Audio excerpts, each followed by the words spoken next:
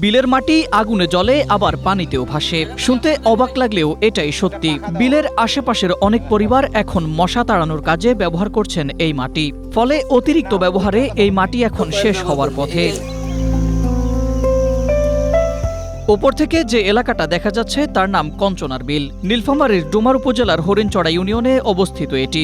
এই বিলের পাড়ে কয়েক পুরুষ ধরে বাস করে রবিউল ইসলামের পরিবার। রবিউল বলছেন, বিলের মাটি আগুনে জ্বলে আবার পানিতেও ভাসে। এখন বিল তো নাহলে একদম সম্পদ হবে। এই সম্পদটার ভিতরে আগত মাছ মারি গেছিল, ওই উপর তেলের মধ্যে ভাসতে আগত সিঞ্জার উঠে আসছিল, আগত লাইট ফাইট আসছিল না, ওইলা দিয়ে হানে মাছ মারি গেছে, বিষ করে আগুন হয়ে যায় ধারে। মাটিটা তো বর্ষার সময় ভাসে। স্ট্রবেরি সুপার ডটেড ও ক্লাসিক ভ্যারিয়েন্টে সেন্সেশন জাগুক শিহরণ।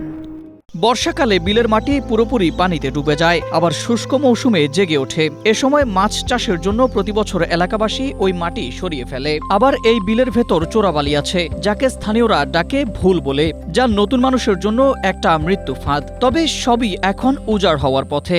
ভুলগুলোতে আমরা ওখানে মানুষ যাইতে পারতো না, আমরা যারা এলাকাবাসী তারা ওগুলো যাইতে পারতাম এবং মানুষ তলিয়ে যেত। নতুন মানুষ গেলে সেখানে তলিয়ে যেত, আমরা যারা এলাকাবাসী তারাই যাইতাম। চৈত্র মাসে ওইটা দিয়ে ওই এক জায়গায় আগুন লাগিয়ে দিলে সারা জায়গায় পড়া যায়, মাটিটা পড়া যায়। আর এক জায়গায় আগুন লাগিয়ে দিলে অনেক এক বিঘা মাটির মতো আগুন দৌড়ে। আর ওগুলো মাটি এবার নাকি ঢাকা নিয়ে গেছিলো কত লোকে, অনেক ট্রাক লোড করে নিয়ে গেছে মাটি। কঞ্চনা বিলের মাটি মৃত্তিকা ইনস্টিটিউটের গবেষণাগারে পরীক্ষা করিয়েছেন ওই গ্রামের যুবক রায়হান। তিনি ওই মাটিতে অতি উচ্চ পর্যায়ের জৈব পদার্থ, নাইট্রোজেন, সালফার ও জিঙ্কের উপস্থিতি পেয়েছেন। ইতিমধ্যে আমি আসলে সরকারের কাছে, বিভিন্ন জেলা প্রশাসকের কাছে এবং বিভিন্ন জনের কাছে গিয়েছি, যাতে এই মাটিটা পরীক্ষা করে দেখা হয়। কারণ সন্দেহ করে অনেকেই যে এখানে নিচে কয়লা থাকতে পারে, তেলের খনি থাকতে পারে। এই গ্রামের মানুষের আসলে এটা আকাঙ্ক্ষা যে এটা পরীক্ষা করে দেখা হোক।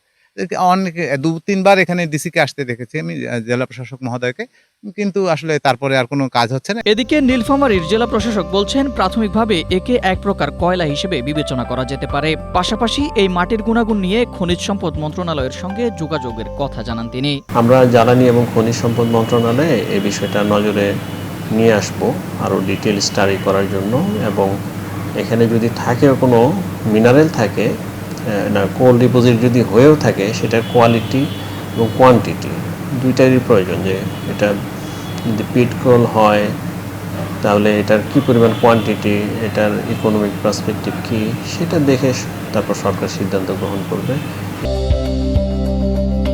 Desk report, Asia post.